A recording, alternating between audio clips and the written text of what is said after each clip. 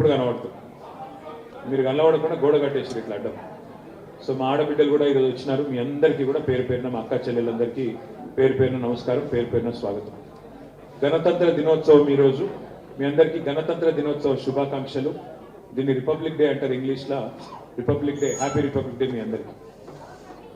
గణతంత్ర దినోత్సవం అంటే భారత రాజ్యాంగం అమల్లోకి వచ్చిన రోజు ఈరోజు. మరి భారత రాజ్యాంగాన్ని, రాజ్యాంగంలో చెప్పిన మాటలని, అందులో పేదవాళ్ళ కోసం ముఖ్యంగా పొందుపరిచిన హక్కులని, వీటన్నిటిని కూడా మేము కాపాడుతామని చెప్పే కాంగ్రెస్ పార్టీ ఇవాళ రాజ్యాంగమే కాదు, వాళ్ళు రాసిచ్చిన మేనిఫెస్టోను కూడా తుంగలో దొక్కుతా ఉన్నది.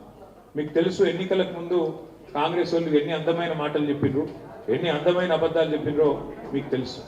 ఇప్పుడే శ్రీమతి సబితా ఇంద్రారెడ్డి గారు, మన సబితక్క, మీకు కొన్ని విషయాలు గుర్తు చేసింది. మీకు గుర్తుండాలి, ఆ రోజు రేవంత్ రెడ్డి గారు ఏమన్నారు, కేసీఆర్ గారు పెళ్లి చేసుకుంటే, ఆడపిల్ల పెళ్లి చేసుకుంటే ₹1,00,000 ఇస్తున్నాడు, ఆ ₹1,00,000 కూడా పెళ్ళైన 6 నెలలకు వస్తున్నది, మీరు నాకు అవకాశం ఇవ్వండి, నేను ఒక ₹1,00,000 కాదు మీదికెళ్ళి తులం బంగారం ఇస్తా, అది కూడా మీరు లగ్న పత్రిక పెట్టుకొని నా దగ్గరికి వస్తే అదే రోజు అప్పచెప్తా అన్నాడు. మరి ఇవాళ 2 ఏళ్ళు దాటిపోయింది, 2 ఏళ్ళ 2 నెలలకు వచ్చింది. ఎవరికన్నా తులం బంగారం వచ్చిందా? పొరపాటున వచ్చిందా? నేను ముందే చెప్పిన మీకు, రంగారెడ్డిలో ఏం చెప్పినా, వికారాబాద్లో చెవెళ్ళని కూడా తిరిగి ప్రచారం చేసిన నేను, మా అక్క. అప్పుడు చెప్పిన నేను, అమ్మ వీళ్ళు బంగారం ఇచ్చే వాళ్ళు కాదు, బంగారం ఇచ్చే బాపతులు కాదు, వీళ్ళు మెడల పుసలతాడు కూడా ఎత్తుకపోతారు, మీరు సంధిస్తే అని చెప్పిన. ఉన్నది ఎత్తుకపోయేటోళ్ళు తప్ప వీళ్ళు ఇయ్యరమ్మా అని చెప్పిన. సరే, కొంతమంది మోసపోయింది. వాస్తవం ఏంటంటే ఆశపడ్డారు. ఇప్పుడు గరీబోళ్ళు ఆశపడితే తప్పు లేదు, 10,000 15,000 ఇస్తా అంటే రైతులు ఆశపడ్డారు. అట్లాగే మరి కేసీఆర్ గారు 200 2,000 చేసిండు కదా, ఈయన 4,000 చేస్తా అంటున్నాను ముసలోళ్ళు కొంతమంది ఆశపడ్డారు. మా ఆడపిల్లలు, మా ఆడబిడ్డలు 2,500 ఇస్తా నెలకంటే దేనికైనా వనికి కదా, పిల్లలకు ఉప్పుకో పప్పుకో వనికి వస్తుంది కదా అని ఆడపిల్లలు ఆశపడ్డారు.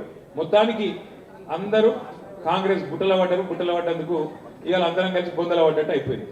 ఇవాళ వాస్తవం ఏంటి అంటే, ఈ 2 ఏళ్లలో రేవంత్ రెడ్డి గారి ప్రభుత్వం, కాంగ్రెస్ ప్రభుత్వం ఏ ఒక్క వర్గాన్ని విడిచిపెట్టకుండా అందరినీ మోసం చేసింది.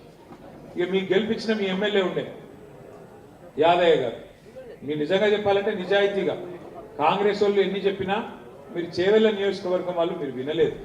వినకుండా కేసీఆర్ మనిషి అన్నాడు అనుకుని యాదయ్య గారిని గెలిపించారు. మరి యాదయ్య గారికి ఏమైందో తెలియదు, గెలవంగానే ఆయనతో పోయిండు, రేవంత్ రెడ్డి సంకల కూర్చున్నాడు. కూర్చొని ఏమైంది యాదన్న అంటే, మొన్న ఈ మధ్యన మీరు చూసుంటారు, మీ చేవెళ్ళ పక్కకే వికారాబాద్ ఉంటుంది. వికారాబాద్ నుంచి స్పీకర్ గారు ఉన్నారు. స్పీకర్ గారు యాదయ్య గారు మంచి దోస్తులు, పాతకాలం నుంచి మా అక్కకు తెలుసు. ఒకటే బండి మీద ఎక్కి తిరిగేటోళ్ళు ఇద్దరు కాంగ్రెస్ పార్టీలు ఉన్నప్పుడు. అయితే మరి యాదయ్య గారు బీఆర్ఎస్ పార్టీలో గెలిచిండు కదా, గెలిచి మరి రేవంత్ రెడ్డితో కండువా కప్పుకొని కాంగ్రెస్లో వేయండు, కాంగ్రెస్ పార్టీలో తిరుగుతున్నాడు, ఇది కరెక్ట్ కాదు కదా స్పీకర్ గారు, మరి ఆయన పదవి రద్దు చేయండి అని చెప్పి మనం స్పీకర్ దగ్గర పోయినాం. స్పీకర్ గారు ఇలా ఎట్లయిపోయిందంటే పరిస్థితి, వెనకడికి మహాభారతంలో ఒక ఆయన ఉండేనట, పెద్ద మనిషి, ధృతరాష్ట్రుడు అని ఉండేనట. ఆయన పక్కకు ఆయన భార్య గాంధారి ఉంటుండే. ఈ ధృతరాష్ట్రుడు ఏంటంటే, ఆయన కళ్ళబడ్డా కూడా అన్యాయం జరుగుతుంది అని కళ్ళబడితే కూడా ఆయన కనబడనట్టు యాక్టింగ్ చేస్తుండేనట.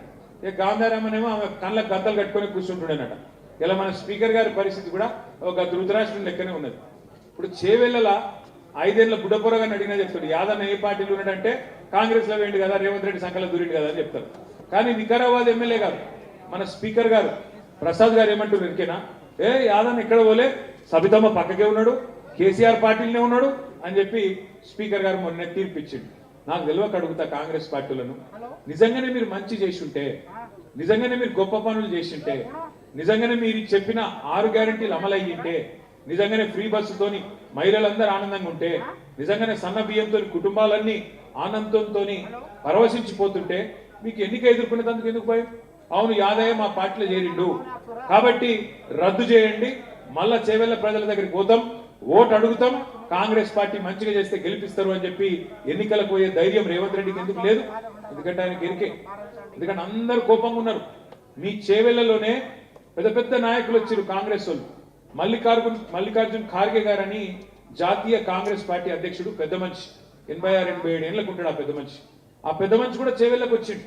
వచ్చి ఏం చెప్పారు, చేవెళ్లలో దళితులు ఎక్కువ ఉన్నారు, ఇక్కడ దళిత సామాజిక వర్గం ఎక్కువ ఉన్నది, గిరిజనులు కూడా పక్కకు పరిగిలో ఉన్నారు, వికారాబాద్లో ఉన్నారు, అటు కొడంగల్లో కూడా చాలా మంది ఉన్నారు. మేము దళితులకు గిరిజనులకు మేము మాటిస్తున్నాం. కేసీఆర్ దళిత బంధు అంట పెట్టి 10 లక్షలు ఇస్తున్నాడు. మేము 12 లక్షల రూపాయలు ఇస్తాం. అది కూడా 100 దినాలనే చాలు చేస్తాం. మీకు ఒక్కొక్క దళిత కుటుంబాన్ని పట్టుకుంటాం. మీ అందరిని పట్టుకొని మీకు గుర్తించి మీకు 12 లక్షల రూపాయలు మీ ఖాతాలు ఇస్తామని చెప్పి 3 ఏళ్ళ అధికారంలోకి వచ్చి 2 ఏళ్ళ ఎవరికన్నా 12 పైసలు ఇచ్చిండా ఒక దళిత కుటుంబానికి? 12 లక్షలు దేవుడెరుగు, 12 పైసలు ఇయ్యారు. అట్లా దళితులు గిరిజనులు అట్లా కోపంగా ఉన్నారు. అగ మా ఆడబిడ్డలు కోపంగా ఉన్నారు. నెలకు 2,500 లేదు, నా వచ్చిన కళ్యాణ లక్ష్మి వస్తలేదు. ముసలోళ్ళు కోపంగా ఉన్నారు, పెన్షన్లు పడతలేవు. 2,000 4,000 చేస్తా అన్నాడు, ఇంట్లో ఇద్దరికి ఇస్తా అన్నాడు. కేసీఆర్ ముసలయ్యకో ఇస్తుండు, నేను ఇద్దరికి ఇస్తా అన్నాడు. కానీ ఏం చేసిండు? గదే 2,000, ఆ 2,000 కూడా 2 నెలలకు కొట్టిండు. ఒక గంత దుర్మార్గంగా ఈరోజు ఈ ప్రభుత్వం పనిచేస్తూ ఉన్నది. ఒకటి మాత్రం వాస్తవం, అప్పుడప్పుడు అక్క బాధపడుతుంటది, అరే కేసీఆర్ గారిని ఇట్లా చూస్తే మంచిగా అనిపిస్తలేదు, కేసీఆర్ గారు అక్కడ ఉండు